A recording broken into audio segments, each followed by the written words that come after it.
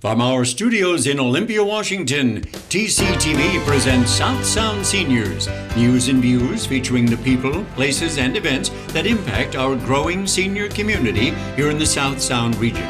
Our program is presented as a community service to inform and involve you and yours in the lives of older adults. Your host for South Sound Seniors is the Executive Director of Senior Services for South Sound, Eileen Mackenzie Sullivan. Those of you that get to watch our show regularly know that every other month we do a show featuring some members of the Senior Action Network, and that's our show for you in the beginning this month. And so I'd like to welcome Barbara Trendel from the Volunteer Chore Program of Catholic Community Services. Welcome, Barbara. Thank you, Eileen. It's great to be here. And Jeannie Gruber, and you are from the Volunteer Connection, which is a program of the United Way of Thurston County. Correct. Yes, thank you. So you are both SAN members. How long have you been in SAN now, Barbara? Well, Volunteer Chore Service and myself have been involved with SAN since the very year it started, actually. So we are looking at probably maybe 12 years now. I think so, yeah. 12, 13, something like that. Right, and at the beginning, yeah. And how about you, Jeannie? How long have you been? You know, I just crossed my second year as a SAN member. I'm new to running the RSVP program, which led me to SAN. So the Retired and Senior Volunteer Program is a good fit with SAN. Yeah. And so for those that don't know what SAN, if this is your first show, Senior Action Network is a networking program for people that work with older adults in our community, and we get together and network, talk about the great programs, services, facilities that are in our community for seniors. And certainly both of you are involved in really important programs for seniors. So maybe we could start out by just giving a little thumbnail sketch of the different volunteer programs that you offer. So do you want to start, Jeannie? Happy to. So the Retired and Senior Volunteer Program is a federal program, and United Way received the funding 2 years ago to operate, although it's been in our community for many years. So we help match seniors with particular volunteer opportunities that might be a good fit for them, such as being a reading buddy in the school, working with Meals on Wheels, working, say, helping at any role in a school, those kind of things. So in a variety of different things all over the community. Right. Okay. And United Way sees itself as a sustainer of the volunteer movement in general. We feel like we can support volunteers and then support the service providers in the community by bringing the match together. All right. Yeah. It's like, I think I was really impressed with one of the first things that you did when you came on, and you did the speed dating kind of thing with trying to get volunteers into a room where there were also a volunteer need and try to match them up. That was really fun. Right. Yeah. Well, we know there is such a need among service providers, and we know that we all, and seniors as well, have a wealth of resources to give.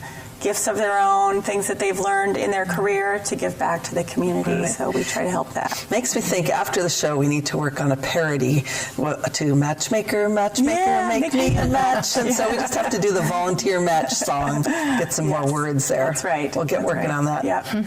So Barbara, how about you, and tell us a little bit about Volunteer Chore. Well, Volunteer Chore Service is a program of Catholic Community Services, and our mission is to help low-income seniors and disabled adults stay home independently for as long as safely possible. And with Jeannie's help with the RSVP program and Volunteer Connection, we recruit volunteers to help with light housework, senior transportation to essential errands and doctor's appointments, which is very important for folks. We also provide help with the seniors' yards, some communication, all sorts of things, those ingredients that allow folks to stay home comfortably and safely for as long as possible. And we even have a firewood bank. The weather must be pretty cold around now, and so we're pretty keen to distribute our wood to those that have wood stoves. That's just one of the many things we do. Yeah, you have so many things and different projects, and you serve a 3-county area. Is that True, right, Barbara? yes. Our office in Olympia serves Lewis, Mason and Thurston counties. Wherever possible, we provide the same level of service in each county. Volunteers are recruited from our local volunteers. We wouldn't expect a volunteer in Thurston County to serve in Lewis County, although they may perhaps drive somebody to a doctor's appointment, because that would be quite a difficult trip without a volunteer assistance. So Yeah. Yeah. Right. And how about you, Jeannie? What area do you, geographic area? We're also serving Mason, Lewis, Thurston. We have partnerships with 10 food banks in the 3 counties. So we help interview and place volunteers at some of the same facilities in each county. So food banks, the senior centers, of course, in all 3 counties. And similar to Volunteer Chore, we'll help people find volunteer opportunities right close to where they live, if possible. Yeah. Yeah. Okay, well, so do you then, Jeannie, also send volunteers to Volunteer Chore? That's right, correct. Okay. Yes. And then you work with a number of other agencies Correct. in the community. Right, correct. We realize that, like I say, the agencies really need support, and we have an opportunity to sit down with seniors. I think sometimes if your children have left home and you finished working, you start thinking about what next. And volunteering is a great way to give back to the community. And it can be a chance to share what you have, and then when you start volunteering, you realize that you're receiving something back. You get to meet new people, your world opens up to new experiences. You find out new places in town you didn't know were there. You learn about even government. A lot of social service agencies are funded by DSHS, and so you learn a little bit about legislation. So there's just so many opportunities. Right now we're working on getting folks to volunteer at the schools, specifically for folks to help kids reading. And I think we realize when we get to the school, if you haven't been there for a while, there's a lot more people there and a lot of needs, and the teachers really need our help. Really need our help to get kids to reading at grade level. So take that for an example. What kind of a commitment, if a senior was listening to this program and thought, I might be able to do that, to be a reading buddy, then what kind of a commitment is that? Right, so it's about 1 hour a week. And we like to see the whole school year commitment. You know, for some kids, this particular volunteer might be the only consistent person in their life on a regular basis. So if you're a snowbird or have vacation plans, it's maybe not the right fit. But there's a lot of other needs in the school where you can be less regular. There's also after-school programs with Boys and Girls Club. There's mentorship with Big Brothers, Big Sisters. Those kind of roles that can help kids stabilize their life and hopefully graduate from high school. That's the goal. Now we have some volunteers that go to the school for 1 hour a week, and then they realize that they want to help on the playground and they want to help in the library, and so they stay longer. And that's just fine. So to start out, it's helpful to plan ahead and know 1 hour a week, and then we do a 1 hour orientation ahead of time. Well, what a great way to stay young and to make a difference in a young person's life, too. That's right.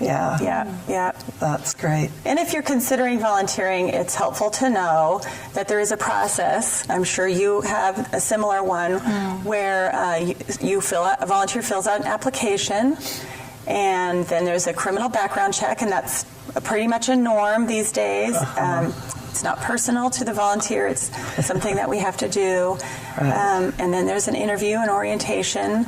So it's a chance for the volunteer and the agency to get to know one another and decide if it's the right fit. And, you know, I know sometimes we also have a background check. I'm sure Barbara does too. Definitely. And sometimes the volunteer comes in and says, but I'm not a criminal. Why would you want to check that? And it really is, we just have to do due diligence, whether we're taking care of kids or vulnerable adults. Just make sure that we do all those steps. It's just important to It's do. about ensuring a safe environment. Yeah. And I think once people get over the shock of that, most people kind of go, oh, yeah, that makes sense. Right. Yeah. So, Barbara, what's a typical volunteer commitment for the volunteer chore program? We don't require a minimum, although I would say maybe 5 hours a month would be a reasonable expectation. But we do work with volunteers, their schedules. Snowbirds, no problem. We always have clients to be matched with whatever time of the year. The timing is we have multiple volunteers who are working full time, and their availability is at weekends. We have volunteers who maybe have families, and the whole family volunteers with us. So that is a fun opportunity. It's particularly, maybe there's a family that don't have elderly relatives in the area, and it creates that sort of relationship for the younger children. So it really is up to the volunteer how much time they have, and it can be changed from month to month. We don't require some consistency, but it's not a barrier if you want a month or two off here and there. Right. Yeah. Wow. And I imagine you've got some real core volunteers that are just dedicated and daily you call volunteers them and they'll be there, and others that just kind of say, well, I'll be around this month or whatever. Yes, we have some. We've had volunteers attached to the same, serving the same seniors for many years at a time, 5, 10 years even, whereas other folks prefer to volunteer not in an ongoing situation with the same client. The transportation volunteers are so valuable to us in that respect that they will go and find different people every day and maintain that service. But they always have that same commitment and the same level of care and consideration, whether there's a client that they've known before or it's new to them. Right. And I know you also help place groups sometimes. Definitely.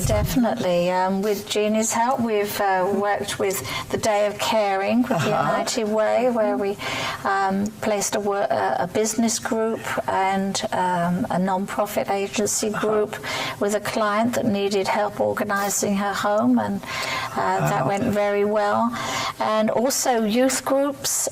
We've worked with, for instance, I'll give a shout out to North Thurston High School, their FFA group. A wonderful group of young people that have helped us when we've assisted with the seniors moving. And you can imagine that's quite a difficult and challenging and can be quite very stressful situation for a senior downsizing or having to move for one reason or another. So, we're very pleased to include groups in our projects.